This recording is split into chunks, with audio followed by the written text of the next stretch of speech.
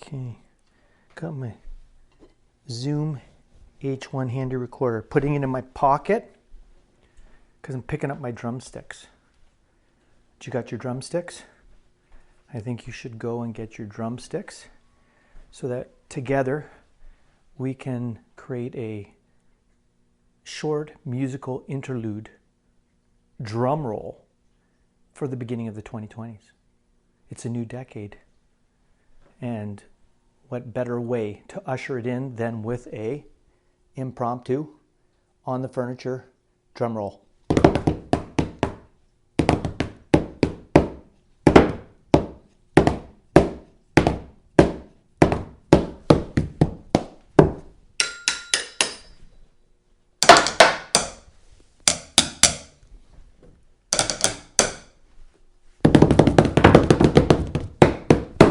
Boom! Boom! And there it is. Welcome to the 2020s and background sounds of life on the Hopeful Humanist. So, salutations. Welcome to spiritual blitherings, philosophical ponderings, and everything ramblings at the Hopeful Humanist Cafe. Today we're going to talk about ideas and flow of the good life resources for our spiritual toolbox, t-shirt ideas, novel first sentences, and etc. moments at the Hopeful Humanist Cafe. I'm your host, Steve, the Hopeful Humanist, and I want to welcome you, I know it's debatable, to the beginning of a new decade and a new year. I'm in the process of contemplating my vision board going forward for the next 3 years. In episode 15, Vision Boards and Family Sabbaticals, I kind of identify that instead of just doing the usual resolution thing, that maybe it could be helpful and provide greater guidance and the everyday reminders if we had a vision board somewhere located in our homes that we trafficked it quite frequently, and it could be that reminder about the things that we need to do, the things that are important to us. So usually I have a vision board up on the wall somewhere in the house for over 9 years. Last year I didn't do it. Even after I made the episode on vision boards and family sabbaticals, I never got around to creating that vision board. And that's something that I want to do this year. And I thought, usually the talk before Christmas is about resolution. What are you going to do? There's a couple of interesting links I'll provide. There's one about dry January. There's a little comical skit about a person and her challenge to move forward with dry January. I guess the idea is a lot of people do a lot of celebrating, and it includes a lot of wine and alcohol, beer, and so they're thinking in January I should slow down and take it easy. Some people might think their New Year resolution is to swear less, or just be more conscious of their swearing. I was thinking I want to tackle this from a different direction, but before I get there, so yeah, the name of episode 27 is called Feeding and Extinguishing the Fire of ... And the ... can be whatever you want it to be, and we'll explore that. But, so it's the beginning of the new year, and already there's some really interesting articles out there. I often go to the cbc.ca network, and there are a number of different news stories about the things that are happening in life for different groups, and the idea of anxiety, or the idea of depression and burnout. So I'm just going to note that these are some of the things in the background that people are struggling with that does seem to be connected and linked to increased reports of anxiety, depression, burnout. And my thought is in the Feeding and Extinguishing the Fire of ... that we might look at a way that we kind of stand up to those things. But just in terms of the interest in some of these news titles, here's one: precarity. debt and social media. BuzzFeed writer Anne Helen Peterson on the modern brand of burnout. And that's on CBC Radio Tapestry. There's another one here. Computer's slow to get to where I want it to go. And this one, I guess, is more for high university-oriented individuals. It says, "You're not lazy, you're just overwhelmed. 9 time management tips for students and everyone else." This is on Life Wellness, CBC. I listened to this podcast on CBC Radio, and this article, this podcast, is called, just kind of scrolling up here. Come on, cooperate with me. Technology's not always doing what you want it to do. So Gen X women are facing a midlife crisis. This author says we're not taking it seriously. I think that's an exciting title, and that's CBC Radio The Current. So I'm not going to provide the links necessarily for those articles, radio podcasts, but there's this theme out there.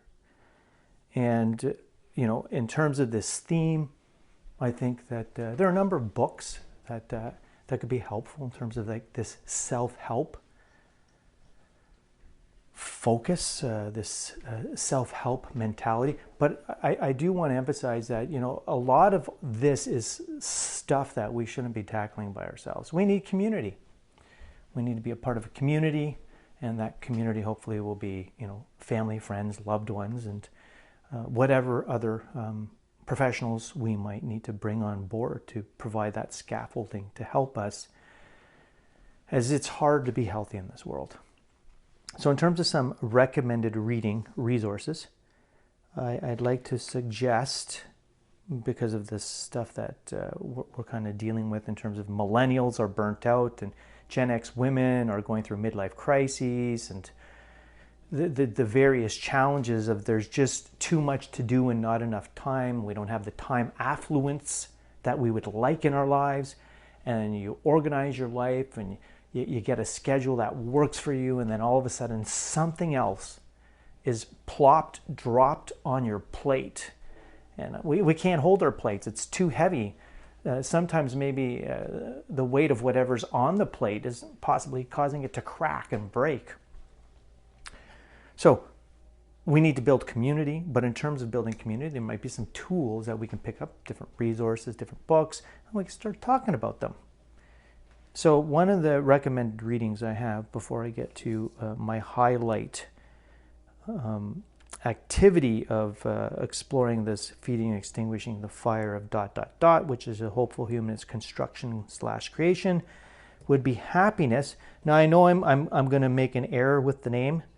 Happiness by Thich Nhat Hanh, a prolific writer, a Buddhist writer, and has really made Buddhism accessible for many of us, for myself. And in Happiness, this is a nice complement to the last podcast I did on Mindfulness is Hard.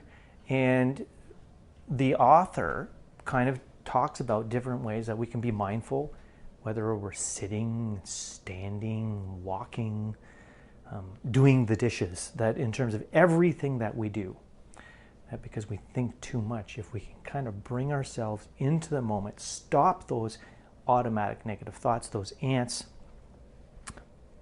that we might open ourselves up to experiencing a wonderful kind of emptiness and kind of a resting in place and space, and not being pulled this way or that way and out of the moment. In there's a chapter or a section, because I listened to the audiobook. I got it through my local public library. And in there is reference to, I think, forest bathing or something about trees and how going outside and being in nature and amongst trees is really helpful. And the author has suggested that there could be some real benefits in hugging a tree. And you know what? Struggling with my concussion, knowing I'm open to trying anything that's going to help me get clarity of thought again, and the headaches and all that jazz can go away. I'm like, you know what? I'm going to try this. So I did. I went out and before the coming of the new year, the new decade, the 2020s, and as I welcomed stepping into the 2020s, the new year, I again found my tree out front. Didn't have to look far because it's right out front, and I gave it a hug. In terms of why I decided to hug this particular tree, I decided to hug this particular tree because at times when I was really struggling with some symptoms, I would sit out on the front because the cold would distract me from headaches. And I felt like that tree out front was kind of like a companion when I was practicing mindfulness. And there was a point where, this idea that I can count on the tree is unconditionally going to be there, that there's a strength and a continuity in the tree. I felt kind of compelled to go and give the tree a hug, and it did feel good. So I don't know, maybe one of the things that we might do as a reminder about slowing down, because I think that's the biggest message that I've kind of become aware of in terms of going through my recovery with my concussion, is that the pace at which we're moving is unsustainable. We're just too busy, and as a result, people are getting burnt out. So maybe you're going to want to hug a tree. Hopefully you'd be able to find that book at your local library. Another recommended reading is The Happiness Curve by Jonathan Rauch. And in it, he expands the idea of the formula for happiness. So for many listeners, the idea of the formula for happiness is probably very familiar. But for those that it wouldn't be as familiar, the formula is H, happiness, our self-reported levels of happiness, is equal to S, our emotional set point, which includes a range, which is kind of genetically determined, plus C, which would be our circumstance, and apparently our circumstances account for about 10% of everything that goes into constituting our reported levels of happiness and contentedness. And then plus V, where V is related to volitional behavior, or it could be B or V, volitional behavior. The idea that we get from this book, The Happiness Curve, is that if you graph happiness over the lifespan, and I will put these links, just because if I got anything wrong, if I mixed up some ideas and thoughts, you can go directly to the source and get clarification. But the idea is if you graph happiness over the lifespan, it looks like a U on a graph in the upper, usual right quadrant. And so happiness, reports of happiness, observational indicators of happiness are high when we're young, and then there's a trough and in the U where our happiness goes down, and then eventually it moves upward again. The idea of the happiness curve is that time itself, time and age, factor into playing a part about whether or not we're happy. So you can make some kind of general statements about, oh yeah, like look at these kids, they're 8 years old, they're playing outside, hide and go seek, and then on the weekend they'll be going to swim at the local pool. They're generally speaking, the kids are happy, right? And then you could probably make some general statements about in terms of time and age, that when people get into their 40s, many people in the 40s and their 50s, would be considered part of the sandwich generation, where you're taking care of kids and you have to worry about your parents. And they say there is an experience of chronic dissatisfaction. And the suggestion is it's a function of time and age, and that while nothing drastically needs to change, simply moving into one's 50s, that happiness will go up. And the things that we were looking at in our early 40s or mid 40s that we were kind of questioning about, is this all there is, and was leading us to feel dissatisfied, discontent, those things can all still be in place, and because of our change in attitude or change in perspective, we'll be okay with them. We'll be happy. So those two books, I think, are a really great kind of background setting or environment in which to situate our other discussion about feeding and extinguishing the fire of ... So the idea of feeding and extinguishing the fire, first of all, if you could, it'd probably be helpful to get a piece of paper, maybe get some pencil crayons, and some red, some brown, and draw a picture of a fire, right? I always imagine a campfire here. A campfire, so you got some logs of wood at the bottom, and you got some nice, beautiful flames burning, and it feels comfortable. You get the sense of like, yeah, I want to be around this campfire. And after you draw that campfire, we're gonna label it something. We're gonna title it something.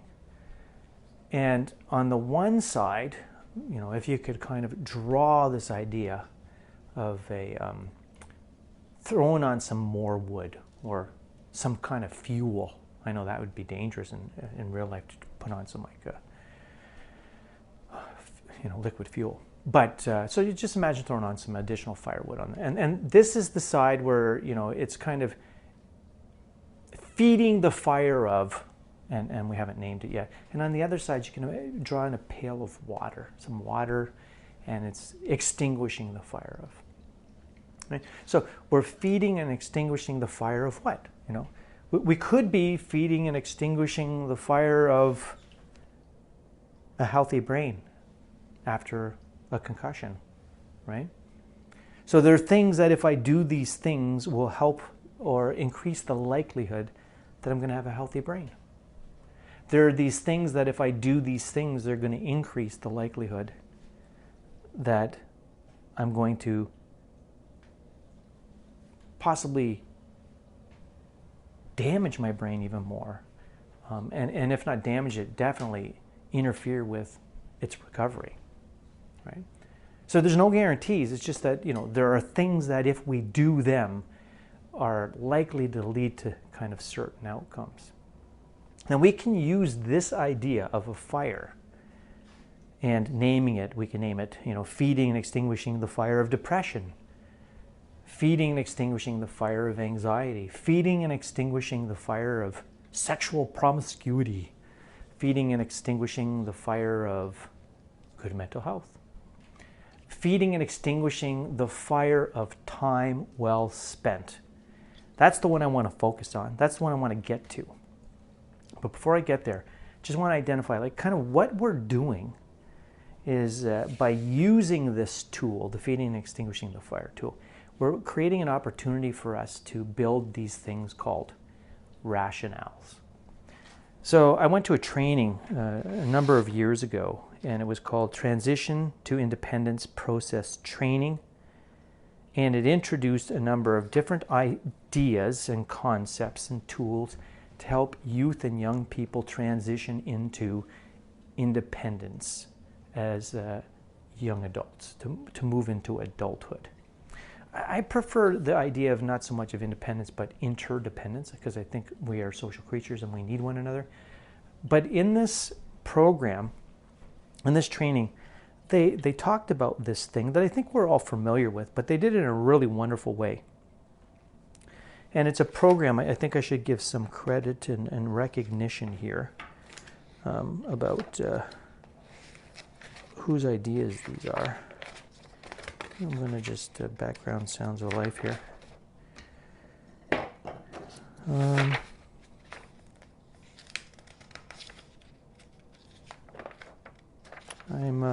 I lost my page.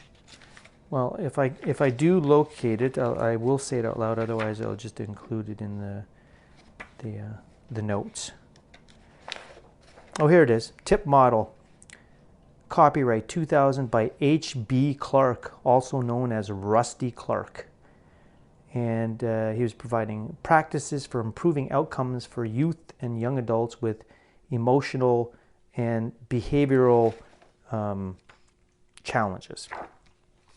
And so I went to this training, and they talked about this one specific tool that I thought was pretty interesting. It's called rationales. And they say, I'm looking at the handbook here in 2.1, where it talks about the purpose of a rationale. It says, the rationales are to help young people and adults make rational, logical decisions, understand how learning new skills can benefit them, feel a sense of control of the outcome of their behavior, strengthen choice and self-determination, learn the impact of their behavior and choices, impact self and others, learn the impact of their behavior and choices, impact self and others. I think they could clean that up a little bit. So a rationale is a simple, specific description of something to do or not to do. And it's a reason to do or not to do something that's meaningful to the young person. So what we can do is we can construct rationales with the feeding and extinguishing of the fire of whatever it might be.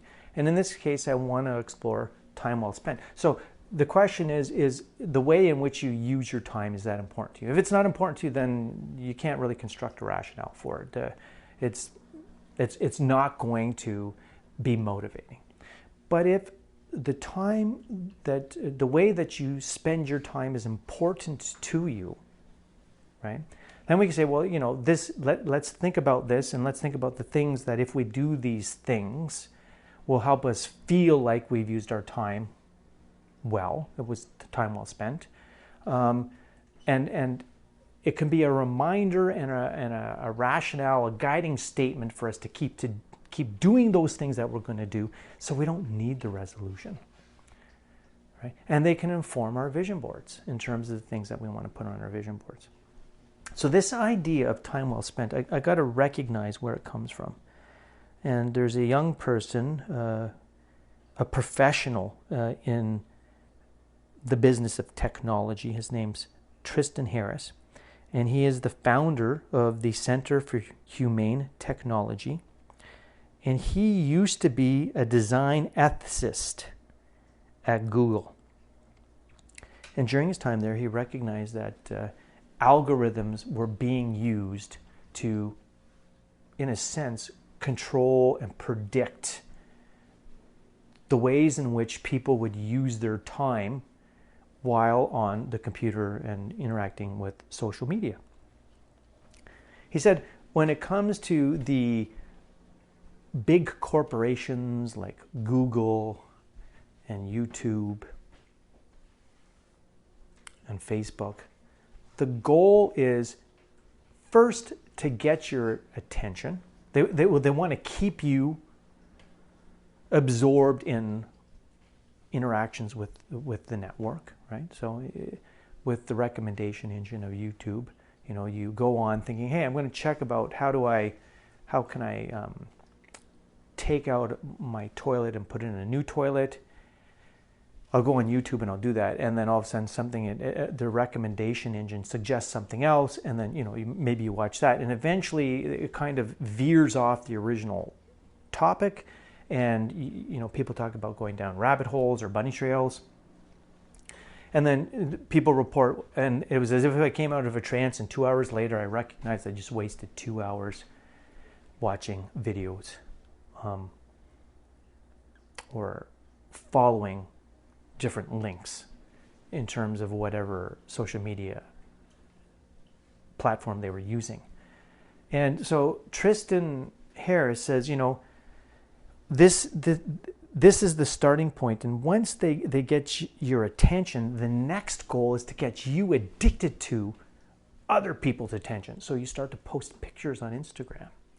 And when you post pictures on Instagram, then you need to go on and look at how many people have liked.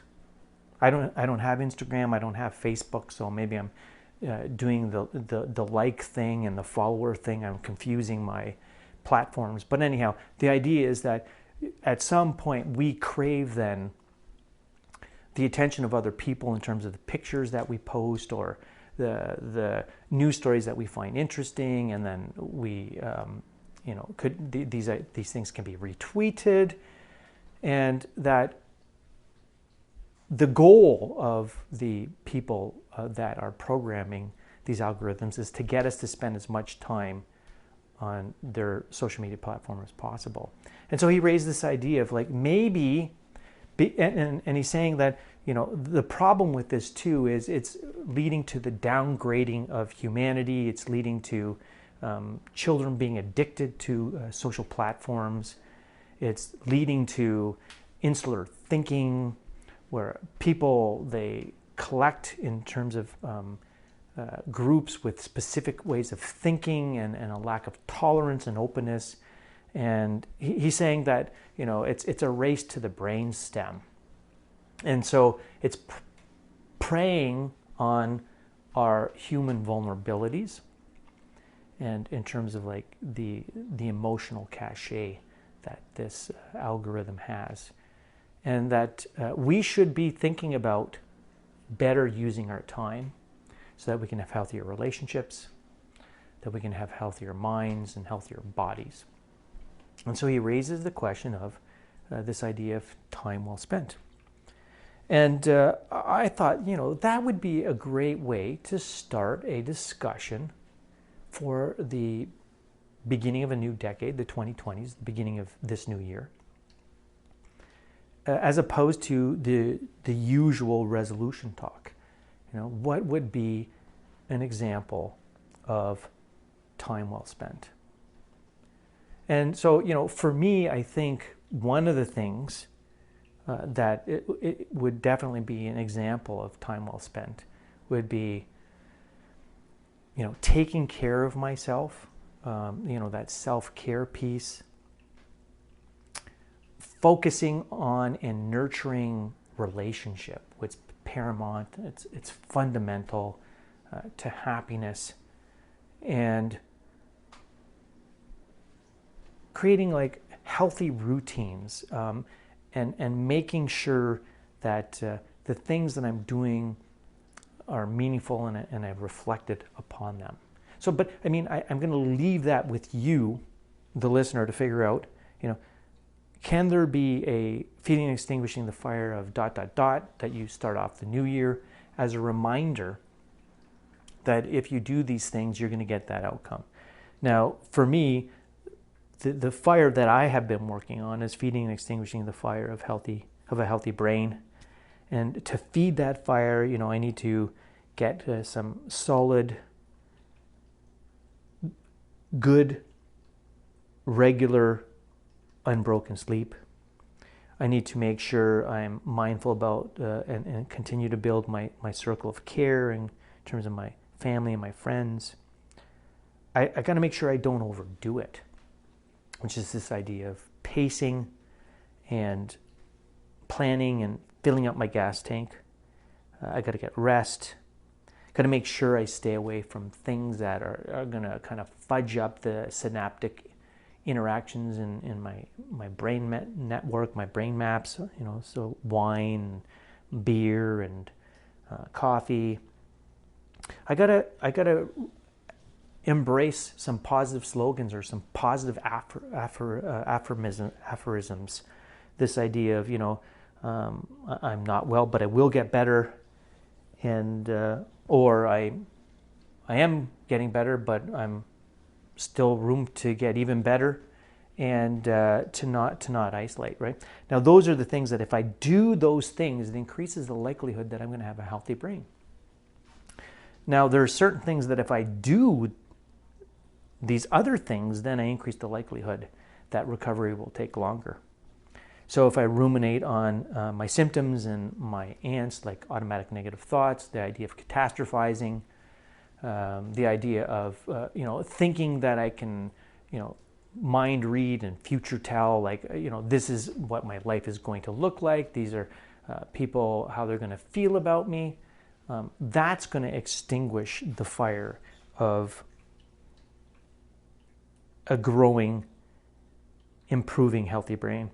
If I drink wine and I drink beers and I'm taking regular coffee every morning and I isolate, those are things that are not going to help me have the healthy brain that I want to have, the clarity of thought that I want in my life.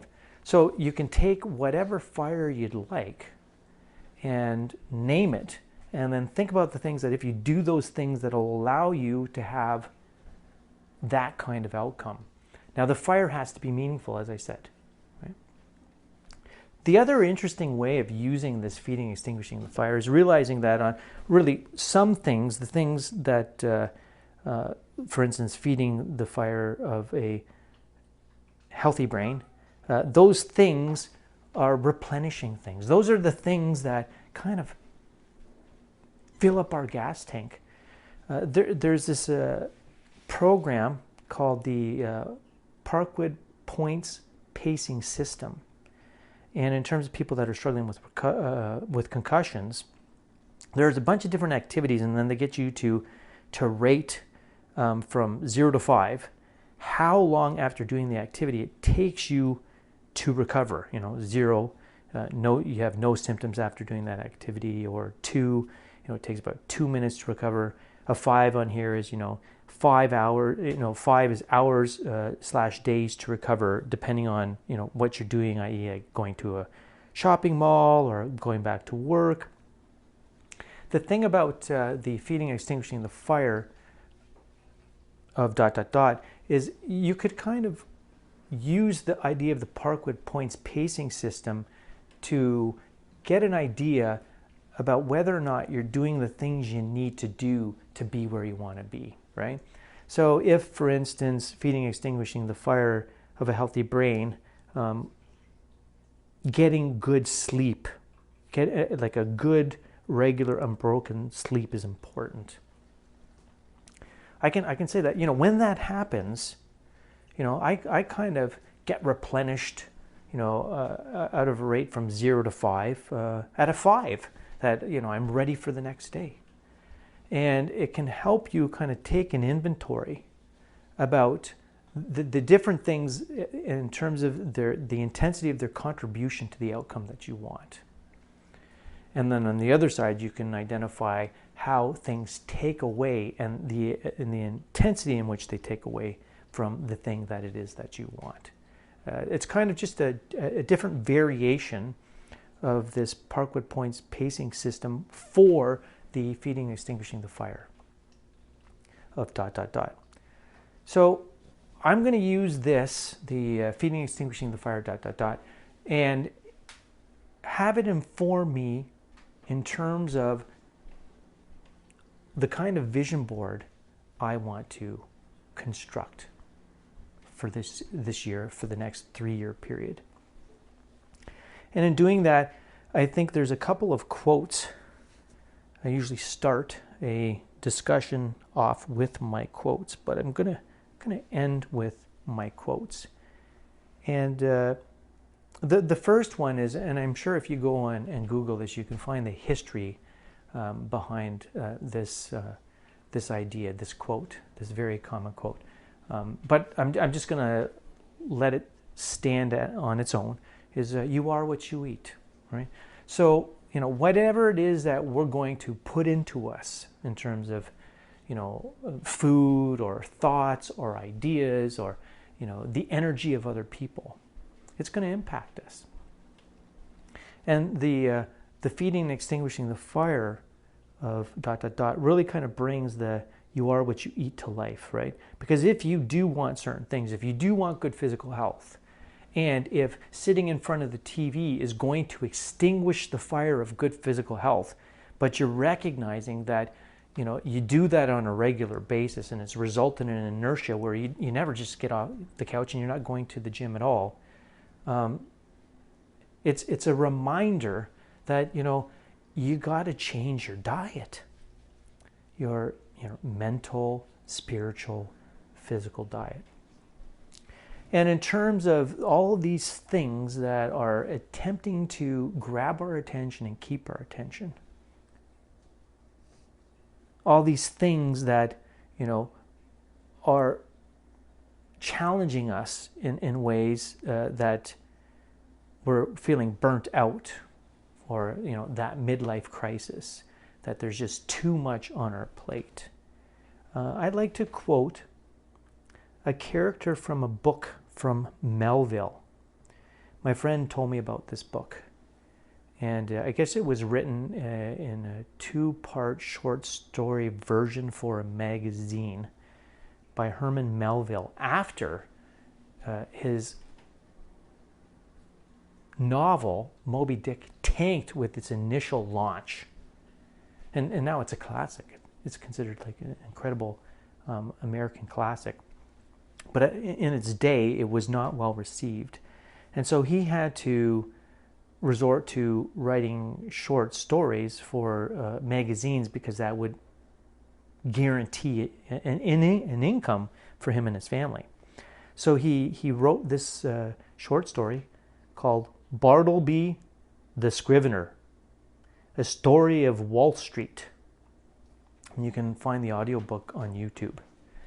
You could also find the audiobook for Moby Dick on YouTube as well. And the character has this very famous quote. And in terms of, imagine us trying to stand up to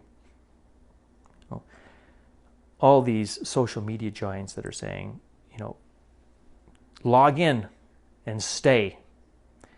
The character, his famous quote is, I would prefer not to.